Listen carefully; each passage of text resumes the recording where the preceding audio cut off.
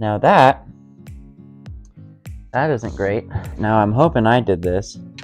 Oh, that is not supposed to be sitting there. Welcome to 41 Performance. My name's Anthony, and that is my 1984 Corvette. And this is its engine and transmission, which I pulled out in the last video. Now in this video, I'm gonna be taking off the transmission from the engine and putting the engine on a engine stand so that we can further inspect, take apart, and eventually rebuild the engine. Now let's get to it. All right, now I'm gonna go ahead and take out the 6 9/16 bolts that hold on the bell housing. Okay, now the only thing holding the bell housing to the engine is the fitment with these 2 studs that fit in the holes of the bell housing. So just giving it a pull, maybe. Okay, it actually looks like I forgot a couple of bolts here on a guard that goes on the bottom of the transmission. I'm gonna go ahead and take those out now and then try again. All right, now that the bolts are out of that guard that goes on the bottom of the transmission, I'm gonna go ahead and try pulling again, see if that helps. Oh yeah, here it comes. Okay. There we go. Go ahead, set it down. Now I'm gonna go ahead and take off the clutch.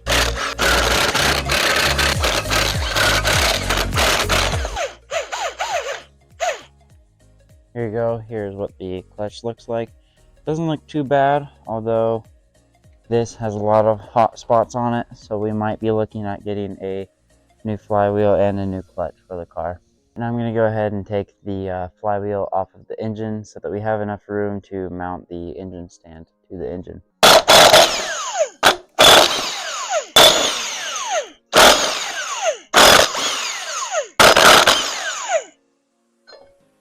There you go, and you can see these are all the hot spots that I was talking about. Ideally, you don't want those, especially since this does have a decent amount of wear marks on it.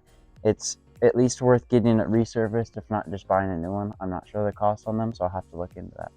Now that it is stripped of everything on the back side of it, I'm going to go ahead and mount the engine stand to it using 4 bolts that are a bit longer, so I'm going to actually have to go and pick up longer bolts that fit. Alright, so as you can see, I've got the engine stand here ready to mount to the engine, and I've also got these brand new bolts that I just picked up that are going to fit perfectly right through there and just enough to go into the engine and hold it to the engine stand. Now I'm going to go ahead and jack up the engine higher so that it'll mount right up to here. I think I'm going to go ahead and reposition the hook on the engine so that it's more level. All right, I got the engine jacked up and ready to put on now, so I'm going to go ahead and do that.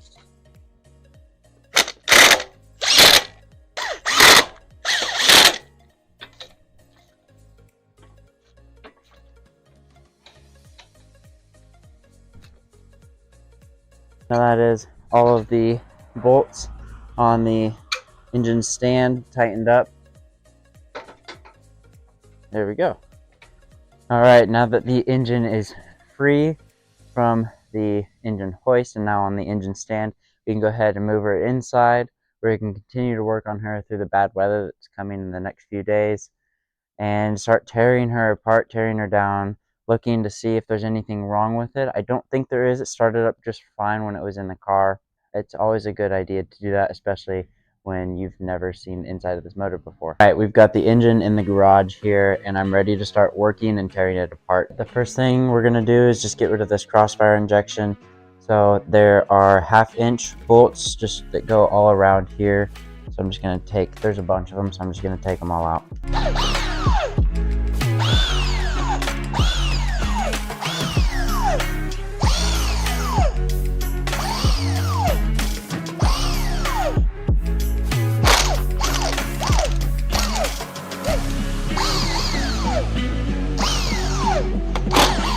All right, I've got these 2 right here, which are a little bit bigger.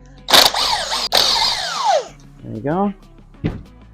Should be all the bolts. All right, not. So we got to figure out what else is holding this on.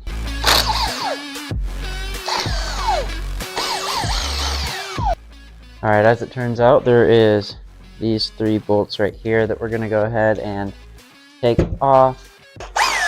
I'm not sure if I need to take these off, but I took out everything and the plate still won't come off. So this is long bolt.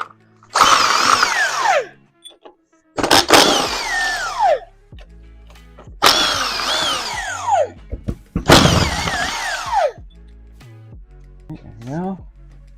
That's everything. Now, as you can see, we can have access to the bolts that are down in here, so we can take the intake plenum off of the engine. Should be all of the bolts that hold the intake plenum on. We're gonna go ahead and try and remove it. Alright, it doesn't seem to want to move, so we're gonna try a little bit of prying here. There we go.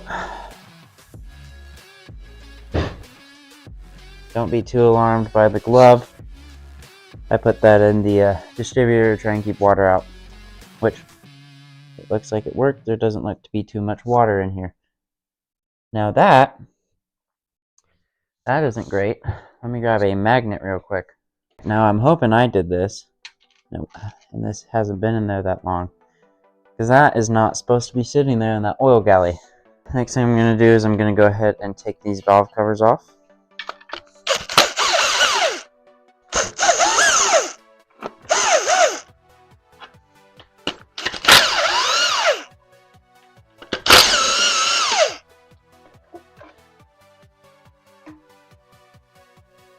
These don't look too bad so far. Then we also need to continue to clean while we're doing this. Even if I'm not going to reuse these parts, it's a good habit to have to keep your space clean. You don't want debris and stuff in the engine, and it's a lot harder to clean it once it's in the engine rather than when it's just sitting right here.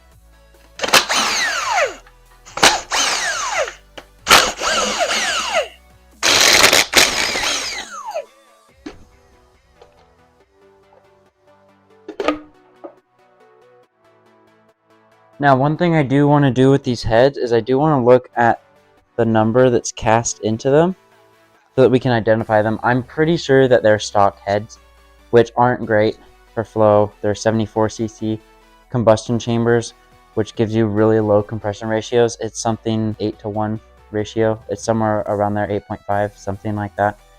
Now, what I'd ideally like is some 64cc chambers. That'll bring it really close to 10.10 to 1 or 10.1 to 1, maybe even a 9.8 to 1 or something like that.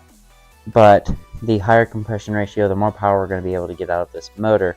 So I'm going to go ahead and look at that casting number, which is 462624. I'm going to go ahead and look that up. Okay, so I just looked them up, and the 462624. So these are 624 heads, which they're the stock heads. They're actually pretty terrible heads from what I've read. They're 76cc chambers, which are absolute garbage for a naturally aspirated engine. I've also heard that these are really prone to cracking, so we're going to end up having to take these off and looking and seeing if they are cracked. But I have a feeling that we're going to end up replacing these heads anyway, just to get a better compression ratio. Alright, the next thing I'm going to go ahead and do is take the water pump here off. I put a towel down because I'm pretty sure there's still some water in the engine, and I'd like to keep my floor dry and clean. So I'm going to go ahead and take off the 4 bolts, I believe it is all it is. Bolts, studs. I'm going to have to get a wrench for that one. Alright, got that last bolt out. Now let's take it off.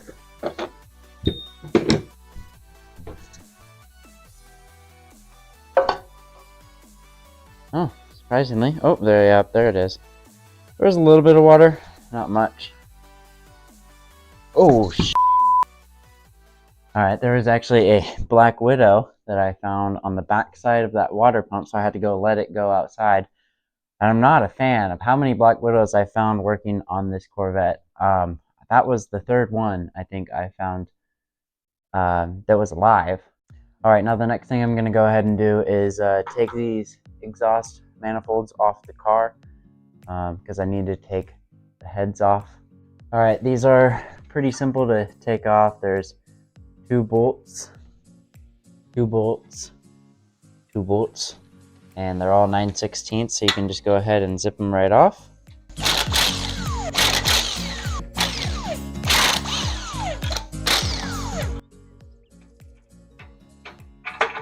Alright, there is that off. There you go, another Black Widow and a few other spiders.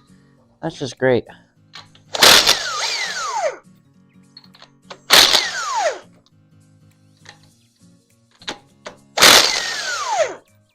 Alright, now that this side's clean and bare, let's move over to the other side.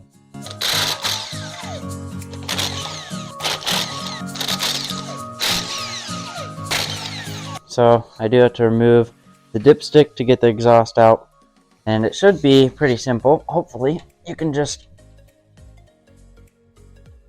you're supposed to just be able to pull up. However, dipsticks are usually pretty hard to get out. There we go. Dipstick.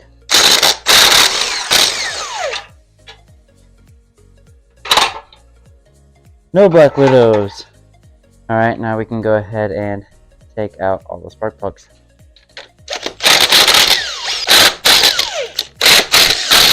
They are pretty oily, so the next thing I'm going to do is I'm going to disassemble the valve train so that I can take the heads off of the engine. You can actually inspect the heads, see if they are cracked, even though I'm probably going to end up replacing them.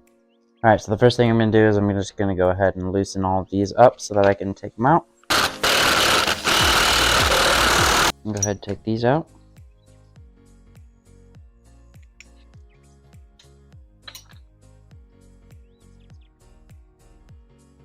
And now one thing I'm going to look for right here is any signs of failure. All of the tops of the valves look good to me. They all look good. They look like they're spinning, not just staying in one spot, so that's good. That means that more than likely none of our valves are bent.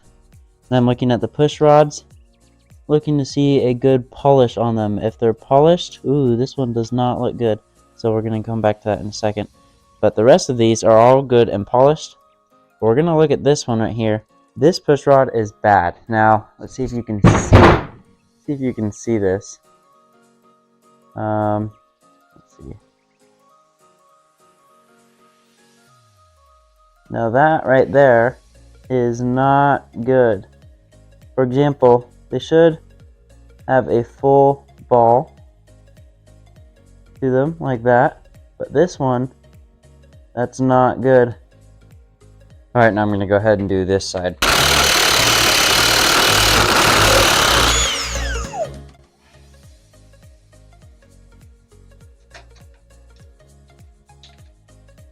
All of these push rods look great. All of the top of the valves also look good. One thing I have gone ahead and done is replaced all of the nuts on the studs just to give them a protection. Even though I'm probably not going to reuse these heads, someone in the future might, and protecting the ends of your bolts is important so that someone in the future does not cross thread these, because these are a pain to replace, to say the least. Now I'm going to go ahead and start taking the head off. I am not exactly sure what the exact torque pattern of this is, but a good rule of thumb is if you're tightening, you want to go inside out, and then when you're loosening, you want to go outside in, do the exact opposite. It just helps to keep the head from warping when you do that.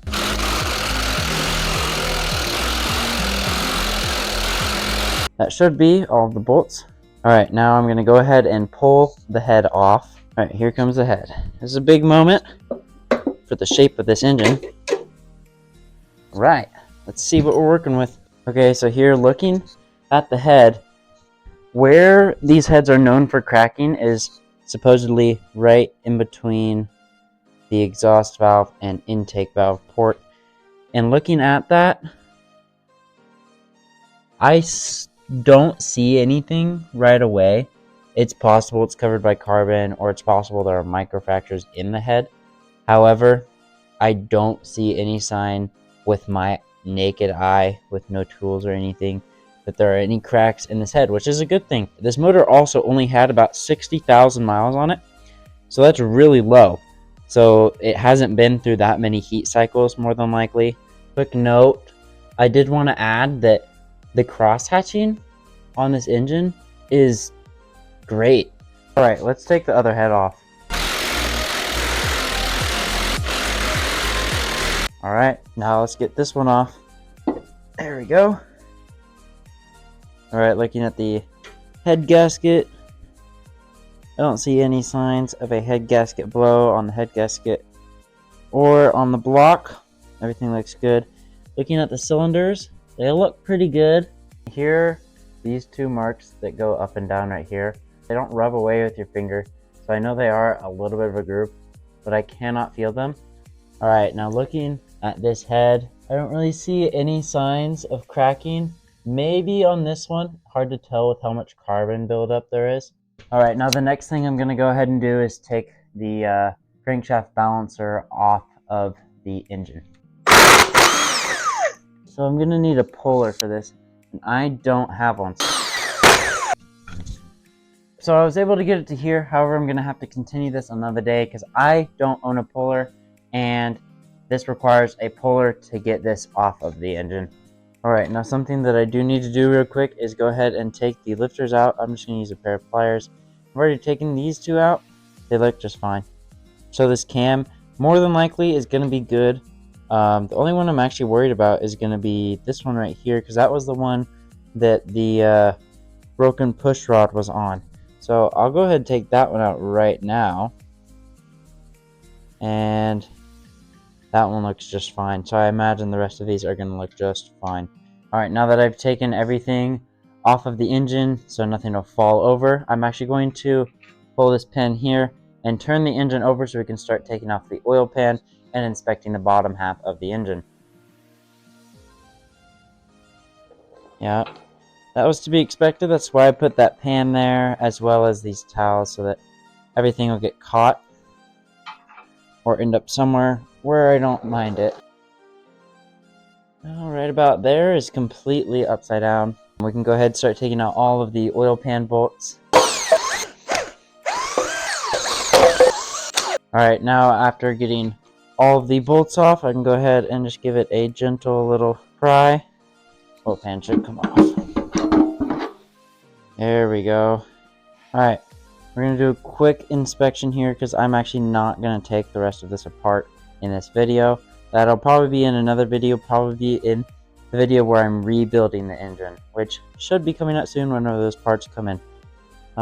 Just looking for discoloration around these joints here. I don't see any, which is good. And I remember starting this up and it sounded just fine. Never heard any knocking or anything like that. And I don't see any discoloration of these caps. I can also go ahead, wiggle these, wiggle these, wiggle these. I can even turn the engine over, which I've already done. I don't want to do it right now because of wheel getting everywhere. But there is no play in any of these rod caps. And that is good. That's good. That means that these bearings are probably in really good shape. Lucked out on this engine. Got a really good engine to start with. And that's going to just make this engine run so much better in the future after it's rebuilt and in the car. Alright, now that's going to go ahead and do it for today's video. Thank you for joining and thank you for watching me tear down this engine. I've said it before, I love doing this stuff, and I want to continue to do this, and to continue to do this, I need your support. So I'm going to ask you to please subscribe, please like and share this video so that I can continue to do this, continue to make videos, create content for you, as well as for the benefit of Layla, my 1968 Camaro, so that she can be running and up on the streets again. That's my passion. I love restoring cars, and eventually someday I hope to restore people's cars and give them away to people. That's my dream, is to bring cars back from the dead, give them a second chance, and by you supporting me, by you liking and subscribing this video, you're allowing me to do that. I thank you for that, and I'll see you in the next video.